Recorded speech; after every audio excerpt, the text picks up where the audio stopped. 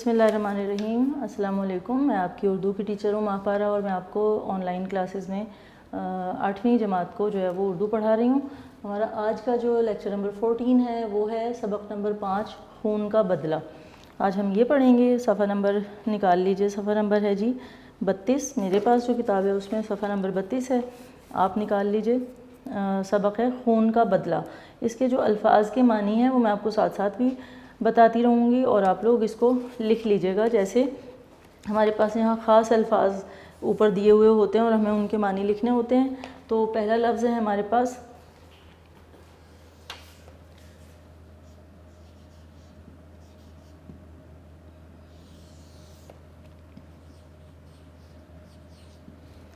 है लतपत,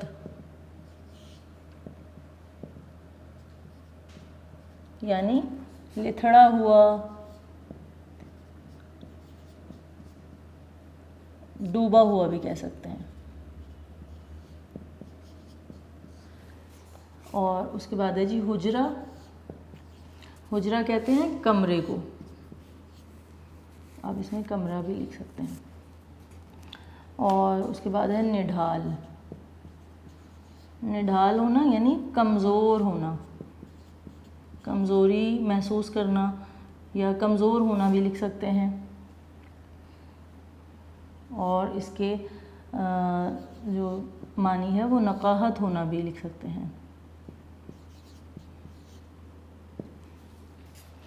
उसके बाद है लफ्ज़ हमारे पास नकाहत।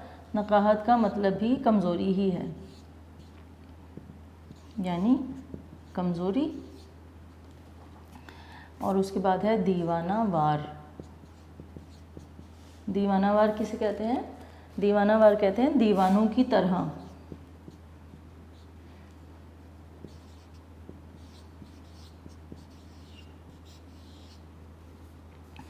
और उसके बाद हमारे पास लफ्ज़ है लहज़ा ब लहज़ा।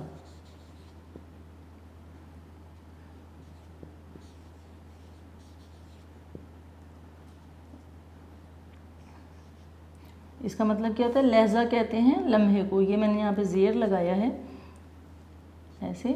और लहज़ा ब लहज़ा, इसको आप ठीक कर लीजिए। लहज़ा कहते हैं लम्हे को, यानी लम्हा ब लम्हा।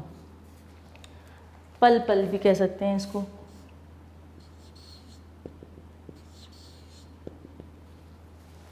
उसके बाद है जी मलाल। मलाल यानी दुख।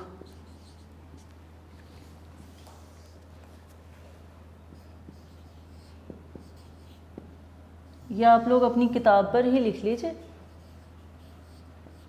ताकि जब आप लोग सबक बाद में ख़ुद से पढ़ें तो आपको समझ आए कि कहाँ पर क्या लफ्ज़ था और उसके मानी क्या थे। रफ़ा करना का मतलब होता है दूर करना, क्या? दस्तूर। दस्तूर कहते हैं तरीक़े को। और कारी का मतलब होता है, ये काम से कारी नहीं है बेटा, ये है कारी का मतलब होता है मोहलिक या शदीद। ज़र्ब जो लगती है, जो चोट किसी के लगे, उसके लिए ख़ास तौर पर ये लफ्ज़ इस्तेमाल होता है। कारी ज़र्ब लफ्ज़ इस्तेमाल होगा, यानी शदीद चोट लग जाना। उसके बाद है लफ्ज़ हमारे पास नदामत, यानी शर्मिंदगी। और फिर है आरज़ू। आरज़ू ख्वाहिश को कहते हैं। और उसके बाद है इंतकाम,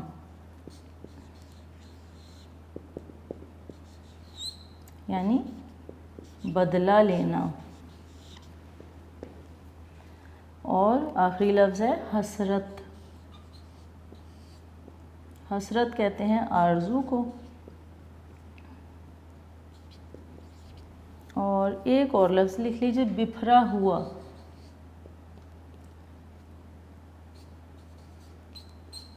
यानी काबू से बाहर।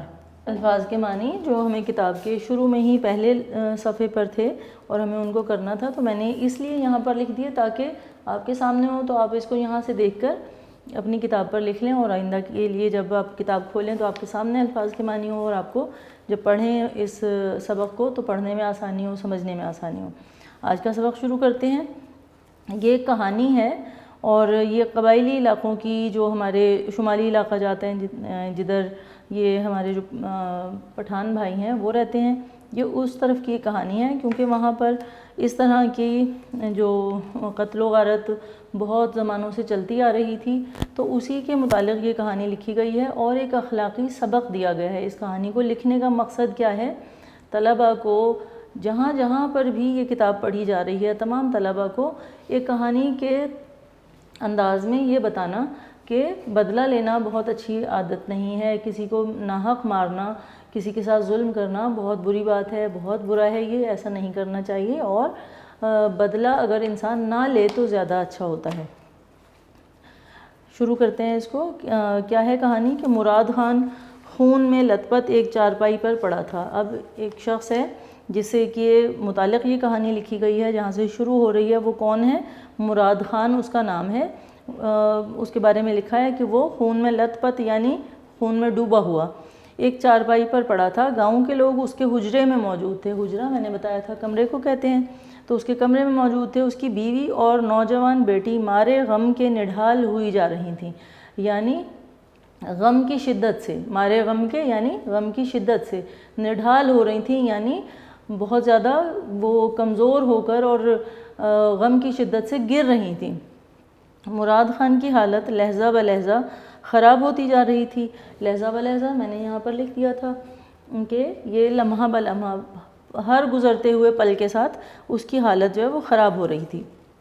خون زیادہ بہہ جانے کی وجہ سے اس کی رنگت زرد ہو گئی تھی، یعنی یہاں تک ہمیں یہ پتہ چلتا ہے کہ مراد خان جو ہے اس کے جسم سے خون نکل رہا تھا، اور بہت زیادہ خون بہہ جانے کی وجہ سے انسان کا جو رنگ ہے وہ پیلا پڑنا شروع ہو جاتا ہے۔ خون کی وجہ سے ہمارے چہرے پر تازگی ہوتی ہے، رنگ ہوتا ہے، اور جب خون بہت زیادہ بہہ جاتا ہے تو زرد ہونا شروع ہو جاتا ہے، ہمارا جو جسم ہے اس کا رنگ بدلنا شروع ہو جاتا ہے۔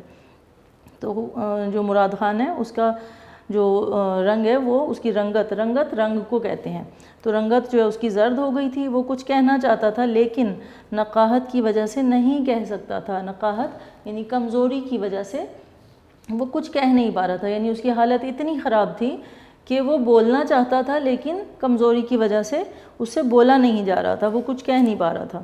آخر اس نے بڑی مشکل سے ہاتھ اٹھایا، سب لوگ خاموش ہو گئے۔ اس کی بیوی اور بیٹی نے بھی ضبط سے کام لیا۔ ضبط کرنا ہوتا ہے کنٹرول کرنا، قابو کرنا، قابو پا لینا،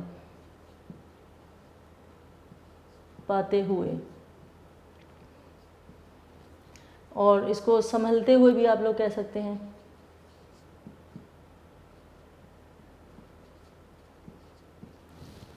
تو انہوں نے ضبط کرتے ہوئے اسے ضبط سے کام لیا۔ سب کی توجہ مراد خان کی طرف تھی، یعنی سب لوگ دیکھ رہے تھے کہ مراد خان کیا کہنا چاہتا ہے، سب اس کی طرف متوجہ تھے۔ کمزوری اس قدر زیادہ تھی کہ مراد خان کے لیے بولنا مشکل ہو رہا تھا۔ وہ بڑی آہستگی سے کہہ رہا تھا، آہستگی سے یعنی آہستہ سے۔ کیا مطلب ہوگا اس کا؟ آہستہ سے، کیونکہ ہمیں ابھی یہاں پر ہم نے پڑھا ہے کہ وہ بہت زیادہ کمزوری محسوس کر رہا تھا، اس وجہ سے وہ بہت زیادہ آہستگی سے بولا کہ دشمن تو اپنا کام کر گیا، میرا آخری وقت آن پہنچا۔ آن پہنچا یعنی قریب آ گیا۔ اس کو لکھ لیجئے۔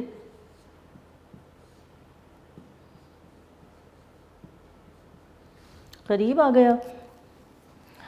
اس کی بیوی اور بیٹی دہاڑے مار مار کر رونے لگیں۔ دہاڑے مار مار کر رونا یعنی بلند آواز سے رونا، چیخ چیخ کر رونا، کیونکہ انہیں نظر آ رہا تھا کہ مراد خان شاید اب نہیں بچے گا، یہ مر جائے گا۔ تو ظاہر ہے گھر کی خواتین جو ہیں وہ انہیں دکھ بھی تھا اور پریشانی بھی تھی، تو وہ اس غم کی وجہ سے نڈھال تھیں، اور اس نے جب مراد خان نے کہا کہ میرا آخری وقت آن پہنچا تو بیوی اور بیٹی سے برداشت نہیں ہو سکا اور وہ بہت زور زور سے رونے لگیں۔ اب دہاڑے مارنا کا مطلب بھی آپ لکھ لیجئے، زور زور سے رونا یا بلند آواز سے۔ رونا. یہ اس کا جو ہے وہ مطلب ہے دہاڑے مارنے کا. مراد خان نے انہیں اشارے سے خاموش کرایا. اس نے کہا میں دنیا سے ایک حسرت لیے جا رہا ہوں. حسرت کسے کہتے ہیں؟ آرزو کو. میں نے یہاں پہ لکھ بھی دیا تھا آرزو کو یا خواہش کو کہتے ہیں. میں دنیا سے ایک حسرت لیے جا رہا ہوں، یعنی میں اپنے دل میں ایک آرزو، ایک خواہش لے کر جا رہا ہوں. کاش میرا بھی کوئی بیٹا ہوتا. یعنی یہاں اس نے افسردگی کا اظہار کیا اور اس نے کہا کہ کاش کہ میرا کوئی بیٹا ہوتا جو میرے خون کا بدلہ لیتا تو میری بے چین روح کو سکون ملتا. یعنی چونکہ مراد خان جو ہے وہ یہاں پہ ہمیں یہ پتہ چلتا ہے کہ ناحق اس کو کسی نے قتل کیا اور وہ زخمی ہے اور اس کو پتہ ہے کہ اب وہ نہیں بچ پائے گا، تو اس کے دل میں ایک غصہ بھی ہے، غم بھی ہے، تکلیف ہے اس کو، اور وہ کیا سوچ رہا ہے کہ کاش کہ میرا کوئی بیٹا ہوتا تو وہ میرے خون کا بدلہ لیتا، یعنی میرے قاتل کو مار دیتا. تو کیا ہوتا کہ میری جو روح ہے وہ بے چین رہے گی. کیونکہ وہ ایک ناحق قتل ہو رہا ہے، اس کا کوئی جرم نہیں ہے، تو اس کی روح بے چین رہے گی کہ مجھے کسی نے بلا وجہ مار دیا.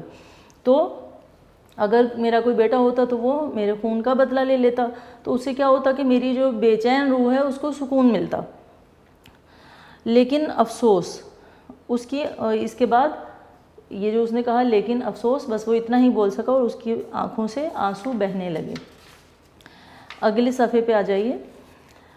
مراد خان کی بیٹی سپن گل یہ سن کر اپنے باپ کے پاؤں سے دیوانہ وار لپٹ گئی. اب اس کی ایک بیٹی ہے اور وہ جب اس نے یہ بات سنی تو وہ دیوانوں کی طرح، یعنی بے قراری سے، یہاں پہ مراد کیا ہے؟ بے قراری سے.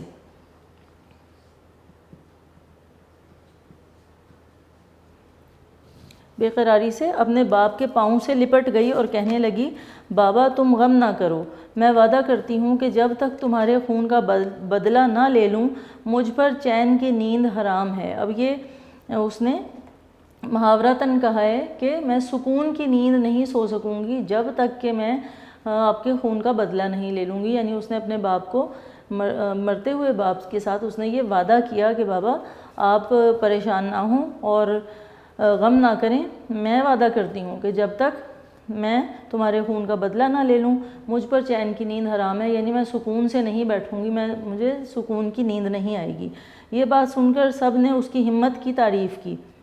یعنی عورت ذات جو ہے وہ ایک کمزور مانی جاتی ہے جذباتی لحاظ سے بھی اور جسمانی لحاظ سے بھی، کیونکہ عورتیں جو ہیں وہ مردوں سے کم طاقتور ہوتی ہیں اعصاب کے لحاظ سے بھی اور جسمانی لحاظ سے بھی. لہٰذا عورتوں سے اس طرح کے فیصلوں کی، اس طرح کے کاموں کی نہ تو امید کی جاتی ہے، نہ انہیں ایسا کرنے کو کہا جاتا ہے، نہ ان کی تربیت میں یہ شامل ہوتا ہے. تو جب اس لڑکی نے اپنے باپ سے وعدہ کیا تو سب لوگ تعجب کیا انہوں نے اور اس کی ہمت کی تعریف کی کہ ایک لڑکی ہوتے ہوئے اس نے یہ بات کی ہے. اور مراد خان بھی سکون سے مر گیا. یعنی اس کا وہ آخری وقت تھا، وہ آخری سانس لے رہا تھا، تو جب اس نے بیٹی کے یہ الفاظ سنے تو اس کو جو آخری وقت تھا اس کا چند سانسیں تھیں وہ سکون سے وہ اس منزل سے گزر گیا. اب آگے کہتے ہیں کہ دن گزرتے گئے، یعنی وہ واقعہ ہو گیا، سب کچھ وہ ختم ہو گیا. اس کے بعد کیا ہوا؟ دن گزرتے گئے مگر سپن گل اپنے وعدے کو نہ بھولی. یعنی اس نے جو مرتے ہوئے باپ سے جو وعدہ کیا تھا اس کو وہ بھول نہیں سکی. وہ ہر وقت اس کے ذہن میں تازہ رہتا تھا، اس کو ہر وقت خیال رہتا تھا کہ میں نے اپنے باپ سے وعدہ کیا ہے کہ میں آپ کے خون کا بدلہ ضرور لوں گی، یعنی میں آپ کے قاتل کو ضرور پکڑوں گی، اس کو میں قتل کروں گی. تو وہ اس وعدے کو بھول نہیں پا رہی تھی. وہ اپنے باپ کے خون کا بدلہ لینا چاہتی تھی لیکن کوشش کے باوجود اپنے باپ کے قاتل کا پتہ نہ چلا سکی. یعنی اس کو یہ معلوم ہی نہیں ہو سکا کہ اس کے باپ کو کس نے قتل کیا ہے. تو وہ بدلہ کیسے لیتی؟ اسے صرف اتنا ہی معلوم تھا کہ اس کے باپ پر کوئی شخص گولی چلا کر پہاڑوں میں غائب ہو گیا. غائب ہو جانا یعنی چھپ جانا.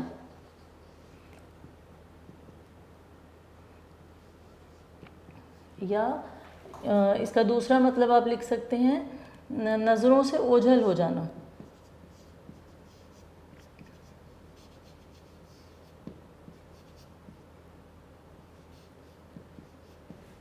تو یہ بھی اس کا مطلب آپ لوگ لکھ سکتے ہیں. اور لوگ اس کے باپ کو زخمی حالت میں وہاں سے اٹھا کر لائے. کسی شخص کو قاتل کے بارے میں کچھ بھی علم نہ تھا. علم ہونا یعنی جاننا، معلوم ہونا. علم ہونے کا مطلب کیا ہوتا ہے؟ معلوم ہونا. یعنی کوئی شخص تھا جس نے مراد خان پر گولی چلائی اور کسی کو پتہ نہیں چلا کہ کون شخص تھا، اور وہ شخص جو تھا وہ گولی چلا کر پہاڑوں میں غائب ہو گیا. اس طرح سے کسی کو بھی اس قاتل کے بارے میں علم نہ ہو سکا. اسپن گل انتقام کی آگ میں جل رہی تھی لیکن قاتل کا پتہ نہیں چل رہا تھا.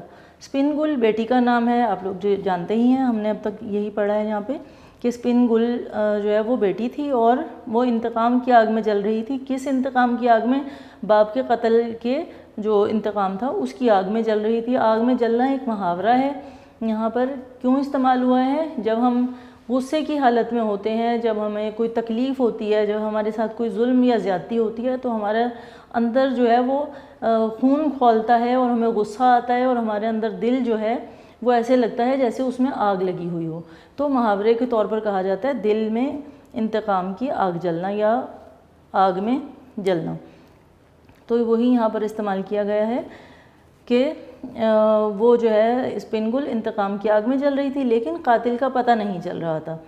اب جب پتہ ہی نہیں چل رہا کہ قاتل کون ہے تو وہ بدلہ کس سے لے؟ وقت گزرنے کے ساتھ ساتھ اس کے جذبات میں کمی کے بجائے شدت پیدا ہوتی گئی. یعنی شدت کا کیا مطلب ہوتا ہے؟ شدید ہو جانا.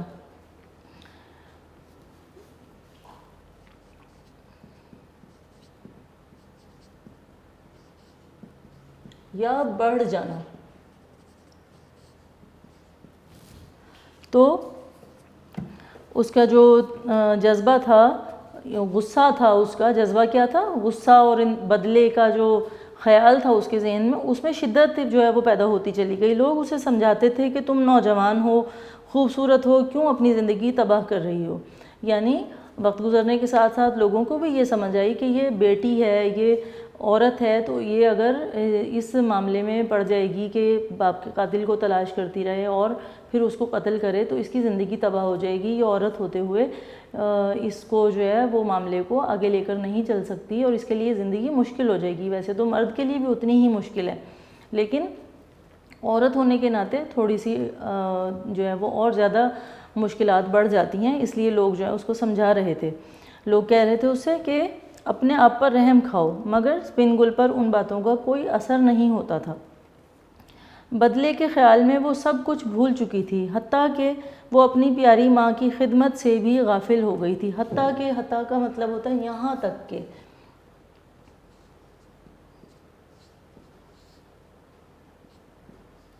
حتیٰ کہ کا مطلب ہوتا ہے یہاں تک کہ وہ اپنی پیاری ماں کی خدمت سے بھی غافل ہو چکی تھی، یعنی اس کو بھی بھول چکی تھی. یعنی اب ماں کے پاس تو صرف وہ بیٹی تھی اور وہی دونوں ایک دوسرے کا سہارا تھیں، اور اس کو چونکہ ماں کے ساتھ بھی ماں بھی اسی غم کی شدت سے گزر رہی تھی جس سے بیٹی گزر رہی تھی. تو بیٹی جو ہے وہ چونکہ جوان تھی اس لیے اسے ماں کا زیادہ خیال رکھنا چاہیے تھا، اس کی خدمت پر توجہ دینا چاہیے تھا. لیکن کیا تھا کہ وہ اس سے بھی غافل ہو گئی اور اس کے دل میں صرف ایک ہی دھن سمائی ہوئی تھی، اس کے ذہن میں صرف ایک ہی دھن تھی، اور وہ کیا تھی کہ وہ اپنے باپ کے قتل کا بدلہ لے لے اور اپنے باپ کے قاتل کو کسی نہ کسی طرح ڈھونڈ نکالے. ایک رات اسپن گل نے اپنے باپ کو خواب میں دیکھا کہ وہ کہہ رہا ہے بیٹی میری روح تجھ سے بہت خوش ہے. یعنی باپ جو ہے اس کا خواب میں آیا اور اس نے کہا کہ حالانکہ اس نے بیٹی نے بدلہ نہیں لیا تھا لیکن چونکہ وہ ہر وقت اس خیال میں رہتی تھی کہ بدلہ لے لے اور قاتل کا پتہ ہی نہیں چل رہا تھا، لہٰذا باپ نے اس سے خواب میں کہا کہ میری روح تجھ سے بہت خوش ہے، اب مجھے کوئی ملال نہیں ہے. ملال یعنی دکھ، تکلیف، کہ میرے کوئی بیٹا نہیں ہے. تو نے بیٹوں سے بڑھ کر میرے قاتل کی تلاش کی ہے، لیکن اب تو اس خیال کو اپنے دل سے نکال دے اور اپنی بوڑھی ماں کی خدمت کر.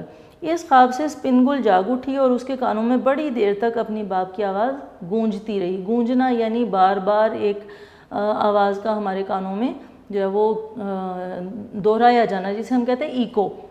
ایکو کیا ہوتی ہے کہ آواز جو ہے وہ پلٹ پلٹ کر ہماری طرف جو ہے وہ آتی ہے، ہم بار بار اس کو سنتے ہیں. تو وہ اس کے کانوں میں جو ہے وہ آواز گونجتی رہی. اتنے میں دروازے پر دستک ہوئی. دستک کیا ہوتا ہے؟ دستک دینے کا مطلب ہوتا ہے دروازہ کھٹکھٹانا. دستک کہتے ہیں کھٹ کھٹ آنے کو. دروازہ جو ہے وہ کسی نے کھٹکھٹایا اور اب ماں بھی جاگ پڑی تھی، ماں بیٹی دونوں نے اٹھ کر دروازہ کھولا، دروازہ کھلتے ہی ایک زخمی نوجوان دھڑام سے اندر آ گرا اور گرتے ہی بے ہوش ہو گیا۔ دھڑام سے گرنا یعنی اچانک، اس کو آپ لکھ لیں، اچانک، اور زور سے بھی کہہ سکتے ہیں آپ لوگ۔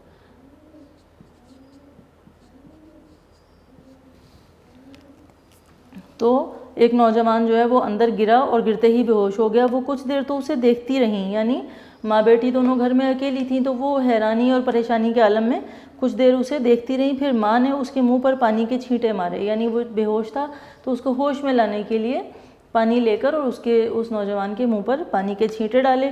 دونوں نے اسے ایک پلنگ پر لٹایا، یعنی ماں بیٹی دونوں نے مل کر اس کو اٹھایا اور لا کر ایک پلنگ پر لٹا دیا۔ اسپن گل نے جلدی سے پانی گرم کر کے اس کے زخم دھوئے، یعنی اس کے زخموں سے بھی خون بہہ رہا تھا۔ تو اسپن گل نے کیا کیا کہ پانی کو گرم کیا اور پانی گرم کر کے اس کے جو زخم تھے ان کو دھویا، یعنی صاف کیا۔ کچھ دیر بعد اسے ہوش آیا۔ اس کی ماں نے نوجوان کو گرم گرم دودھ پلایا اور اسے وہ دن یاد آ گیا جب مراد خان کو اسی طرح زخمی حالت میں لایا گیا تھا، یعنی اس کی نظروں کے سامنے وہ سارا جو منظر تھا جب اس کا شوہر زخمی حالت میں اس کے سامنے پڑا ہوا تھا، تو وہ منظر اس کی نظروں میں گھوم گیا اور وہ سوچنے لگی کہ یہ تو ویسا ہی بالکل منظر ہے جیسا اس وقت تھا جب اس کا شوہر زخمی حالت میں وہاں اس کے گھر میں پڑا ہوا تھا۔ اس نے نوجوان کو بتایا کہ آج سے 2 سال پہلے میرے شوہر کو بھی کسی بدبخت نے، اب بدبخت کا مطلب ہوتا ہے بری قسمت والا، بد برے کو کہتے ہیں، بخت قسمت کو کہتے ہیں، تو بری قسمت والا، یا آپ اس کو بد نصیب بھی کہہ سکتے ہیں، بد قسمت بھی کہہ سکتے ہیں۔ اور یہ کیا ہے، یہاں پہ اس نے بد دعا دینے والے انداز میں کہا ہے کہ خدا اس کو غارت کرے، جیسے ہم کہتے ہیں نا کہ خود اس کا کچھ نہ رہے اور اس کی جو قسمت ہے وہ اچھی نہ رہے، اس طرح سے اس نے اس لفظ کو یہاں پہ استعمال کیا ہے کہ کسی بدبخت نے، یعنی بد نصیب اس کا اللہ تعالیٰ اس کو جو ہے وہ غارت کرے، ان معنوں میں یہ لفظ استعمال ہوا ہے کہ بدبخت نے گولی مار دی تھی لیکن اس کا زخم مہلک تھا۔ کس کا زخم مہلک تھا؟ مراد خان کا زخم مہلک تھا۔ مہلک کہتے ہیں جان لیوا کو، شدید کو۔ یہاں پہ شاید ہم نے لکھا بھی ہے، اگر نہیں لکھا ہے تو آپ لوگ دوبارہ دیکھ لیجئے۔ مہلک کہتے ہیں شدید کو اور جان لیوا کو۔ تو اس کا جو زخم ہے وہ مہلک تھا، اس لیے وہ مر گیا۔ تم نوجوان ہو اور زخم بھی گہرا نہیں ہے۔ اب یہ کون کہہ رہا ہے؟ مراد خان کی بیوی اس نوجوان سے مخاطب ہو کر کہہ رہی ہے کہ میرے شوہر کو بھی بالکل اسی طرح سے آج سے 2 سال پہلے کسی بدنصیب نے گولی مار دی تھی، لیکن اس کا یعنی مراد خان کا زخم جو ہے وہ گہرا تھا اور مہلک تھا، اس لیے وہ مر گیا۔ اور تم چونکہ ابھی نوجوان ہو، یعنی نوجوان ہے تو اس میں برداشت کرنے کی قوت زیادہ ہے، اور زخم بھی اتنا گہرا نہیں ہے جتنا مراد خان کا تھا، بس ذرا سی کمزوری ہے۔ یعنی وہ کیا کہہ رہی ہے کہ تمہارا زخم گہرا نہیں ہے، بس تھوڑی سی کمزوری ہے، وہ رفع ہو جائے گی۔ رفع ہونا یعنی دور ہو جانا، یعنی ختم ہو جانا، یعنی وہ دور ہو جائے گی، ختم ہو جائے گی۔ نوجوان نے پوچھا تمہارے شوہر کا نام کیا تھا؟ تو اس نے کہا، کس نے کہا؟ یعنی مراد خان کی بیوی نے۔ مراد خان کی بیوی نے اسے جواب دیا کہ مراد خان۔ اب نوجوان نے پوچھا تھا کہ تمہارے شوہر کا نام کیا تھا، تو اس نے جواب دیا کہ مراد خان۔ یہ سن کر نوجوان سکتے میں آ گیا۔ سکتے میں آ جانا یعنی ہوش اڑ جانا۔ سکتے میں آنے کا مطلب کیا ہوتا ہے؟ سکوت طاری ہو جانا یا سناٹے میں آ جانا۔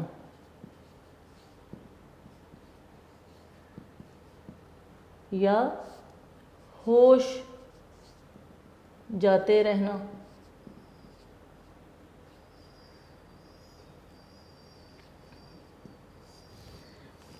وہ ایک دم سناٹے میں آ گیا، اس کو سمجھ ہی نہیں آئی کہ اس کے بعد وہ کیا بولے۔ ایسا کیوں ہوا؟ کیوں؟ اسے یوں محسوس ہوا کہ کسی نے اس کے سر پر کاری ضرب لگائی ہے۔ کاری ضرب لگانا، جیسے میں نے بتایا تھا کہ بہت شدید اگر کسی کو چوٹ لگائی جائے تو اس کو کہتے ہیں کاری ضرب لگانا۔ تو نوجوان کو ایسا محسوس ہوا کہ جیسے اس کو کسی نے کوئی بہت کاری ضرب اس کے سر پر لگائی ہے۔ اس نے آنکھیں بند کر لیں۔ مراد خان کی بیوی نے پوچھا خیر تو ہے؟ اس نے کہا کوئی بات نہیں، درد کی وجہ سے کروٹ بدلنا چاہتا ہوں۔ کروٹ بدلنا یعنی کروٹ لے لینا۔ تو اس نے جو ہے وہ مراد خان کی بیوی کو بتایا نہیں کہ وجہ کیا ہے، اور اس نے بس یہ کہا کہ نہیں کوئی بات نہیں ہے، ظاہر نہیں کیا اس پر کہ اصل وجہ کیا ہے، کیوں اس نے ایسا کیا ہے۔ تو اس نے صرف یہ کہا کہ کچھ نہیں ہے، بس درد ہے جس کی وجہ سے میں کروٹ لینا چاہتا ہوں۔ ماں بیٹی نے اس نوجوان کی بڑی خدمت کی۔ جب بھی اسپن گل اس کے لیے کھانا لے کر آتی تو نوجوان کی آنکھوں سے آنسو جاری ہو جاتے، یعنی وہ رونے لگتا۔ اسے کچھ ندامت سی محسوس ہوتی، ندامت یعنی شرمندگی محسوس ہوتی۔ وہ بار بار کہتا تھا میں تمہارے اس احسان کو کبھی نہیں بھلا سکتا۔ اس کی ماں کہتی ہے ہم نے تم پر کوئی احسان نہیں کیا، ہم نے تو اپنا فرض پورا کیا ہے۔ یعنی یہ انسانیت کا تقاضا ہے۔ یہاں پر بھی کیا اخلاقی سبق دیا جا رہا ہے، آپ کو کیا بتایا جا رہا ہے کہ انسانیت کا تقاضا یہ ہے کہ اگر کوئی شخص کسی وجہ سے زخمی ہے اور کسی بھی طرح سے انتہائی کمزور ہے، اس کی زندگی کو خطرہ ہے، تو جو لوگ اس کے ارد گرد موجود ہیں ان پر یہ فرض ہے کہ وہ اس انسان کی زندگی بچانے میں اس کی مدد کریں، اس کو جو ہے وہ اگر وہ زخمی ہے تو اس کو اٹھائیں، اس کے زخموں کو صاف کریں، اس کو مرہم پٹی کریں، یا اگر ڈاکٹر تک لے کے جانا ہے تو اس کو ڈاکٹر تک لے کے جائیں، ہاسپٹل لے کے جائیں، اور اس کو جو ہے وہ ابتدائی طبی امداد دیں، یا جو بھی ممکن ہے وہ اس کے لیے ابتدائی طور پر جو بھی کیا جا سکتا ہے وہ اس کے لیے کریں، اور اس کو زندگی کی طرف واپس لانے کے لیے ہر ممکن کوشش کریں۔ تو اس نے کہا، اس لیے اس نے کہا مراد خان کی بیوی نے کہ یہ تو ہمارا فرض تھا، ہم نے تو اپنا فرض پورا کیا ہے، تم نے ہمارے گھر میں پناہ لی ہے۔ پناہ لینا یعنی کہیں کسی کی حفاظت میں آ جانا، کہیں چھپ جانا۔ پناہ لینے کا مطلب ہوتا ہے چھپ جانا،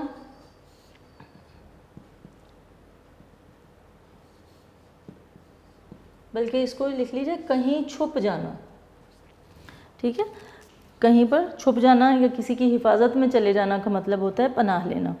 تم نے ہمارے گھر میں پناہ لی ہے، اگر تم صحت یاب ہو کر جاؤ تو یہ ہمارے لیے بڑے فخر کی بات ہے۔ یعنی صحت یاب کا مطلب ہے صحت مند۔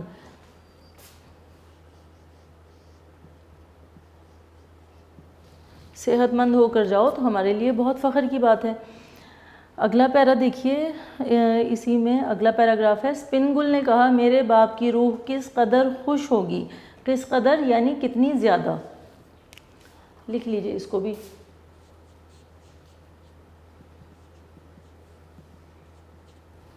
کتنی زیادہ خوش ہوگی کہ ہم نے ایک زخمی کو پناہ دی اور اس کی خدمت کی۔ یہ بات سن کر نوجوان چلا اٹھا۔ چلا اٹھنا یعنی چیخ مارنا یا چیخ اٹھنا۔ چیخ اٹھنا، چیخ اٹھنا کا مطلب کیا ہوتا ہے؟ زور سے بولنا۔ تو وہ چلا اٹھا اور اس نے کیا کہا؟ اسپن گل اپنے باپ کی بندوق لے آؤ اور مجھے قتل کر دو، اپنے باپ کے خون کا بدلہ مجھ سے لے لو، میں ہی وہ بدبخت ہوں جس نے کسی کے اشارے پر یعنی کسی کے کہنے پر، کسی کی ایما پر مراد خان کو قتل کیا تھا۔ مجھے خبر نہیں تھی کہ تقدیر مجھے مراد خان کے گھر پناہ لینے پر مجبور کر دے گی۔ اب ہم یہاں پہ ساری کہانی جو ہے وہ ہماری سمجھ میں آ جاتی ہے کہ وہ شخص کون تھا اور وہ کیوں پریشان تھا جب اسے پتہ چلا کہ وہ مراد خان کے گھر میں موجود ہے۔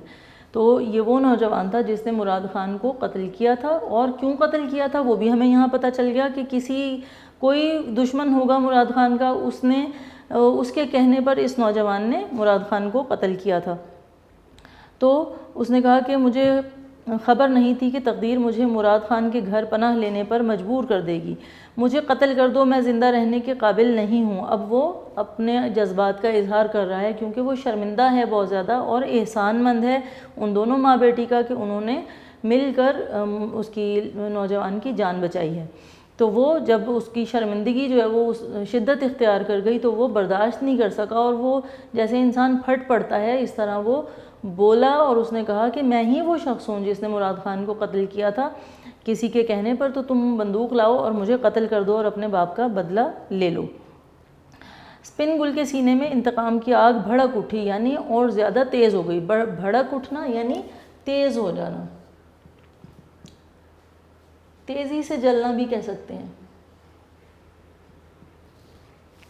یعنی آگ جو تھی وہ اور زیادہ شدت اختیار کر گئی اور وہ ایک بپھرے ہوئے شیر کی طرح دوڑتی ہوئی کمرے سے اپنے باپ کی بندوق لے آئی، بپھرا ہوا قابو سے باہر، غصے میں جب کوئی شخص جو ہے وہ غصے میں قابو سے باہر ہوتا ہے تو اس کو کہتے ہیں بپھرے ہوئے شیر کی مانند، اور لیکن اس کا حق پہ ہونا ضروری ہے، تب یہ محاورہ جو ہے وہ بولا جاتا ہے۔ تو وہ کہہ رہے ہیں کہ بپھرے ہوئے شیر کی مانند کمرے سے اپنے باپ کی بندوق لے آئی، آج تو وہ دن آیا تھا کہ اس کی آرزو میں وہ زندہ تھی، آج تو وہ دن تھا کہ جس کی آرزو میں وہ زندہ تھی، یعنی یہ وہ دن تھا جس کی وہ خواہش کر رہی تھی، اور جس دن کو دیکھنے کے لیے وہ آج تک زندہ تھی کہ وہ دن آئے کہ جب میں اپنے باپ کے خون کا بدلہ لوں۔ تو وہ دن آخرکار آ گیا تھا۔ آج کے دن تو اسے مرے ہوئے باپ سے کیا ہوا وعدہ پورا کرنا تھا۔ اسپن گل نے بندوق کی نالی نوجوان کی طرف کی، بندوق کی نالی یعنی اس کی جو گن ہوتی ہے اس کے اگلا حصہ جو ہوتا ہے اس کو نالی کہتے ہیں، تو وہ نوجوان کی طرف کی، تو اس کی ماں نے ڈانٹ کر کہا، اس کی جو بچی کی ماں ہے اس نے بیٹی کو اسپن گل کو ڈانٹ دیا اور اس نے کہا لڑکی تیرے حواس تو ٹھکانے ہیں، یعنی تو ہوش میں تو ہے، حواس کہتے ہیں ہوش کو، ہوش میں ہونا، حواس ٹھکانے ہونے کا مطلب ہے ہوش میں ہونا۔ تو اس نے کہا کہ تم ہوش میں تو ہو۔ اس نے ایسا کیوں کہا؟ آگے دیکھیے، وہ کہتے ہیں اس نے کہا اپنی بیٹی سے، یہ نوجوان اگرچہ ہمارا دشمن ہے لیکن اس نے ہمارے گھر میں پناہ لی ہے، یعنی یہ اس علاقے کی روایت کا یہ بھی ایک حصہ ہے، اور یہ ہم مسلمان ہونے کے ناطے بھی سمجھتے ہیں کہ جب کوئی ہمارے گھر میں مہمان کی حیثیت سے ہوتا ہے تو ہم اس کے ساتھ دشمنی یا کوئی بھی اس کی جو ہمارے ساتھ کی ہوئی برائی ہوتی ہے ہم اس کو پس پشت ڈال دیتے ہیں، اور ہمارا فرض یہ ہوتا ہے کہ ہم اس کی حفاظت بھی کریں اور اس کو جو بھی ضرورت ہے اس کو پورا کریں۔ تو اس نے کہا کہ یہ ہمارے گھر میں اس وقت مہمان ہے، تو اگر ہمارے گھر میں اسے کچھ ہو گیا تو ہم کسی کو منہ دکھانے کے قابل نہیں رہیں گے، یعنی اگر کوئی شخص کسی کے گھر میں مہمان ہوتا ہے اور خدا نہ خواستہ گھر والے اس کو کوئی نقصان پہنچائیں تو یہ بہت شرم کی بات سمجھی جاتی ہے، یہ غیر اخلاقی حرکت ہے کہ کوئی مہمان ہمارے گھر میں ہو، کوئی شخص ہمارے گھر میں مہمان ہو اور ہم اس کی ضروریات کا خیال رکھنے، اس کی خاطر مدارات کرنے کے بجائے اس کو کوئی نقصان پہنچائیں، تو یہ غلط ہوتا ہے۔ اس لیے اس نے اپنی بیٹی کو سمجھایا کہ ہم کسی کو منہ دکھانے کے قابل نہیں رہیں گے، یعنی ہماری اتنی زیادہ بے عزتی ہوگی، لوگ ہمیں اتنا برا سمجھیں گے کہ ہمارے لیے لوگوں کا سامنا کرنا مشکل ہو جائے گا۔ بیٹی تو اچھی طرح جانتی ہے کہ ہمارا دستور ہے کہ اگر دشمن بھی ہمارے گھر پناہ لے لے تو اس کی جان کی حفاظت کرنا ہمارا فرض بن جاتا ہے۔ یہ اس علاقے کی روایت بھی ہے اور مسلمان ہونے کے ناطے بھی یہ ہماری روایت کا حصہ ہے۔ یہ تو ہم کبھی سوچ بھی نہیں سکتے کہ گھر آئے مہمان کو قتل کر دیں۔ بالکل ٹھیک بات ہے کہ کوئی گھر میں اگر دشمن بھی آ جائے تو ہمیں اس کا خیال رکھنا چاہیے اور اس کے جان مال عزت آبرو کی حفاظت کرنی چاہیے۔ اسپن گل خدا کے لیے بندوق پھینک دو۔ اب ماں جو ہے وہ بیٹی سے درخواست کر رہی ہے کہ خدا کے لیے غصہ تھوک دو اور بندوق کو ایک طرف رکھ دو۔ ماں نے یہ باتیں کچھ اس انداز سے کہیں کہ اسپن گل پر ان باتوں کا بڑا اثر ہوا، یعنی اس کو جتنا غصہ آیا ہوا تھا اس کے باپ کا جو قتل ہونا اور وہ جس طرح سے جس حالت میں گھر میں لایا گیا تھا اور اس کے جو آخری الفاظ تھے وہ سارے اس کے ذہن میں وہ منظر بھی چل رہا تھا اور اس کے ذہن میں باپ کے الفاظ بھی گونج رہے تھے، تو وہ جو غم و غصے کی حالت تھی اس کو بھی ماں نے اس طرح سے یہ ساری بات کی کہ اسپن گل جو ہے اس کا غصہ ایک دم ٹھنڈا ہو گیا اور اس کی ماں کی باتوں کا اسپن گل پر بہت زیادہ اثر ہوا۔ اس نے بندوق کو پھینک دیا، بندوق پھینک دی اور نوجوان سے کہا کاش اس گھر کی چار دیواری سے باہر مجھے پتہ چل جاتا کہ تو میرے باپ کا قاتل ہے تو میرے ہاتھ سے بچ کر نہ جاتا۔ چار دیواری یعنی حد جو ہوتی ہے ہمارے گھر کی اس کو ہم چار دیواری کہتے ہیں، تو اگر اس سے باہر مجھے پتہ چل جاتا کہ تو میرے باپ کا قاتل ہے تو تو میرے ہاتھ سے بچ کر کبھی نہ جاتا۔ تو ہمارے گھر میں مہمان بن کر آیا ہے اس لیے تجھے معاف کرتی ہوں۔ تو اس نے اسپن گل نے جو ہے وہ اس کو نوجوان کو معاف کر دیا۔ آخر میں دیکھیے یہاں پر لکھا بھی ہوا ہے پشتو لوک کہانی، یعنی جو پشتون ہیں جو پٹھان ہیں ان کی زبان جو ہے اس کو پشتو کہا جاتا ہے، تو یہاں پر جو ہے وہ بتایا جا رہا ہے کہ یہ اس علاقے کی جہاں پہ پشتو بولی جاتی ہے اس علاقے کی قبائلی علاقے کی کہانی ہے. اور آخر میں اخلاقی سبق کیا دیا گیا ہے؟ تو جو اسپن گل تھی اس نے اپنی ماں کے اخلاقی سبق کو وہ جو اس نے باتیں کی تھیں ان سے اخلاقی سبق اس کو حاصل ہوا کہ یہ تو مہمان ہے، اس کو نہیں قتل کرنا، لہٰذا وہ اپنے اس ارادے سے باز آ گئی اور اس نے نوجوان کو معاف کر دیا. تو اس ساری کہانی میں ہمیں اخلاقی سبق کیا ملتا ہے کہ اگر ہمارے گھر میں کوئی دشمن بھی آ جائے تو ہمیں اس کی خاطر مدارات کرنی چاہیے، اس کے جان مال عزت اور آبرو کی حفاظت کرنی چاہیے. اس سبق سے متعلق جو عبارت اور تلخیص ہے وہ ہم انشاءاللہ اگلے جو ہمارا لیکچر ہوگا اس میں ہم پڑھیں گے. اس کو بار بار پڑھ لیجئے گا اور سبق کو، تاکہ آپ کے ذہن میں ہو کہ کہانی کیا ہے، اور مشکل الفاظ کے معنی ضرور یاد کیا کریں. اس سے کیا ہوتا ہے، آپ کے جو ذخیرہ الفاظ ہے اس میں اچھے الفاظ کا اضافہ ہوتا ہے. اور کوشش کیا کریں کہ جو نئے الفاظ آپ لوگ سیکھ رہے ہیں ان کو اپنی روزمرہ گفتگو میں، بول چال میں، لکھنے میں، اپنی تحریر میں ان کو استعمال کریں، تاکہ آپ کو ان کے استعمال کا طریقہ پتہ چلے اور آپ کا جو ذخیرہ الفاظ ہے اس میں اضافہ ہو. اگلے لیکچر میں انشاءاللہ ہم اس کی تلخیص اور عبارت اور اس کے MCQs پڑھیں گے. یہاں تک آج کا لیکچر ختم ہوتا ہے. بہت شکریہ. اللہ حافظ.